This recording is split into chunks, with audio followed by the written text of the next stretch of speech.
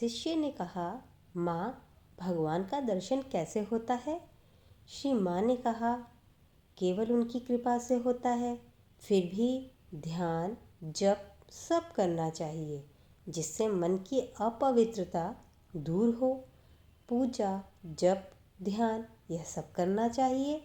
जैसे कि फूल के हिलाने डुलाने से सुगंध का अनुभव होता है, चंदन के घिसने से सुगंध निकलती है, उसी प्रकार भगवत तत्व चिंतन करते रहने से तत्व ज्ञान का उदय होता है। यदि वासना शून्य हो सको तो वह इसी क्षण हो जाएगा। कठोर तपस्या करने से मन शुद्ध होता है। बिना साधना के शुद्ध स्वरूप भगवान कभी मिलते नहीं। भगवान प्राप्ति से भला क्या होता है? क्या दो सींग निकल आते हैं? नहीं, उससे मन शुद्ध होता है। शुद्ध मन से ज्ञान चैतन्य की प्राप्ति होती है। दीक्षा का उद्देश्य है सच्ची आध्यात्मिक साधना द्वारा भगवत प्राप्ति करने का प्रयत्न करना। शिष्य ने कहा, तपस्या की क्या आवश्यकता है माँ? श्री माँ ने कहा, तपस्या जरूरी है। ठाकुर ने सब प्रकार की साधनाएं की थीं। कहते, मैंने साचा बना दिया, अब तुम लोग उसमें डालकर गढ़ लो। साचे में ढालने का अर्थ है ठाकुर का ध्यान और चिंतन करना। ठाकुर का चिंतन करने से ही सब प्रकार के भाव मिल जाएंगे। उन्होंने जो कुछ किया उस सब का चिंतन करना।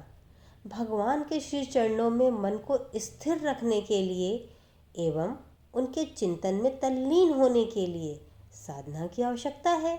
सतत उनका नाम जप करो।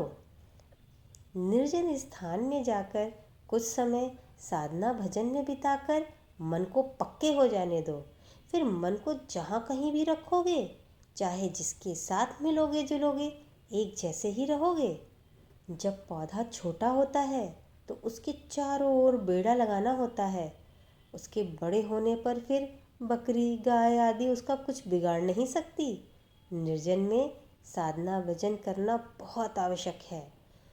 सवेरे शाम ध्यान करने बैठना और फिर सिर को ठंडा रखकर जब ध्यान करना। जमीन की खुदाई करना इससे सरल काम है। ठाकुर की तस्वीर को दिखाकर श्री माँ बोली, उनकी कृपा हुए बिना कुछ नहीं होगा। आजकल जो भक्त आ रहे हैं उनकी तो बस यही रट है, ठाकुर को दिखा दो। साधना नहीं, भजन नहीं, जब तब कुछ नहीं। जन्म जन्मांतरों में जाने कितना क्या किया है। कितनी गौ हत्याएं, ब्रह्म हत्याएं, भ्रूण हत्याएं की हैं। वह सब क्रमशः कटेगा तभी तो होगा। आकाश में चांद को मेघ ने ढक रखा है। जब धीरे धीरे हवा से बादल छट जाएंगे तभी ना चांद को देख पाओगे। मेघ एकदम से क्या दूर हो जाते हैं? यहाँ भी वही बात है।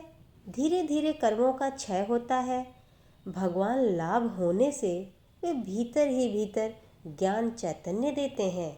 यह वह स्वयं जान पाता है। कितने सौभाग्य से यह जन्म मिलता है बेटी। खूब भगवान को पुकारो। परिश्रम करना पड़ता है। बिना परिश्रम के क्या कुछ होता है? संसार के काम काज के बीच भी थोड़ा समय निकालना पड़ता है। अपनी बात में क्या कहूँ बेटी, दक्षिणेश्वर में मैं उन दिनों रात के 3 बजे उठकर जब मैं बैठ जाती थी, कोई होश नहीं रहता था। साधना भजन तीर्थ दर्शन अर्थोपार्जन चाहे जो बोलो, सब कम उम्र में ही कर लेना चाहिए। बुढ़ापे में कफ श्लेष्मा से भरे शरीर में शक्ति नहीं होती, मन में बल नहीं होता, तब क्या कोई काम हो सकता है भला? ये यहाँ के लड़के सब कम उम्र में भगवान में मन लगा रहे हैं। यह ठीक हो रहा है, ठीक समय में हो रहा है। बेटा, चाहे साधना कहो या भजन कहो, सब अभी इसी कम उम्र में ही कर लेना।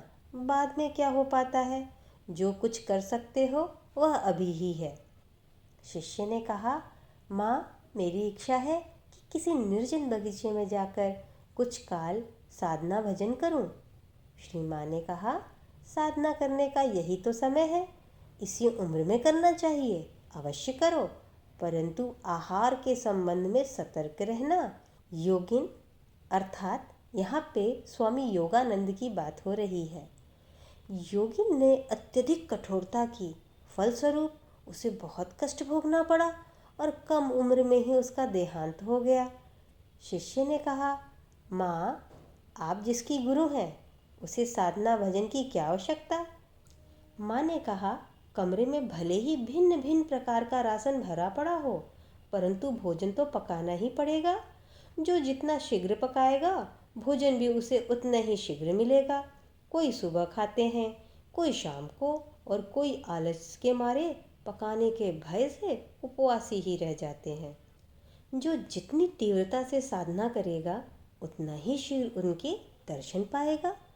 नहीं करने पर भी अंत में तो दर्शन पाएगा ही, निश्चित रूप से पाएगा। किंतु जो साधना भजन न कर आलस्य में अपना समय बिताता है, उसे देरी होगी। सभी कुछ प्रभु की इच्छा से ही होता है। फिर भी मनुष्य को कर्म करना चाहिए। कारण यह है, ईश्वर अपनी इच्छा मनुष्य के कर्म के द्वारा प्रकट करते हैं।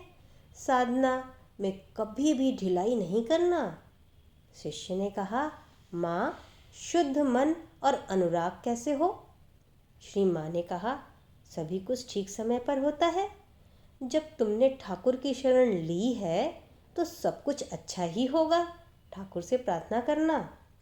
एक साधक बहुत निराश था और श्री माँ से कहने लगा, माँ, मैं बहुत निराश हूँ, मुझे अभी तक दर्शन नहीं हुए।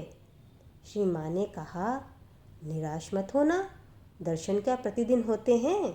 ठाकुर कहा करते थे, तुम मछली पकड़ने की बंसी रोज डालो, परंतु क्या तुम बड़ी मछली रोज पकड़ सकते हो?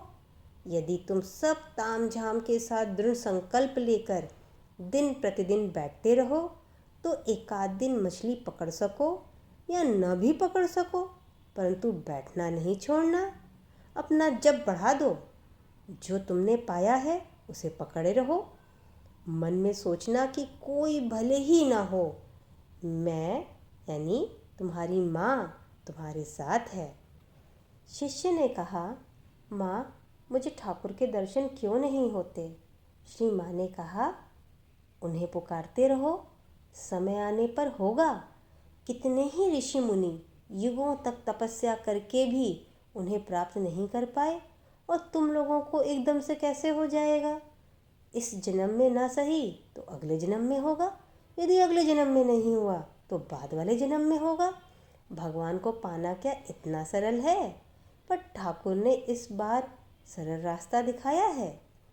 जब एक शिष्य ने श्री माँ से शिकायत की कि उसकी आध्यात्मिक उन्नति नहीं हो रही है, तो माँ ने कहा, समझो कि तुम कलकत्ता में नींद में सो रहे हो और तुमको कोई तुम्हारे पलंग के साथ बनारस ले जा रहा है।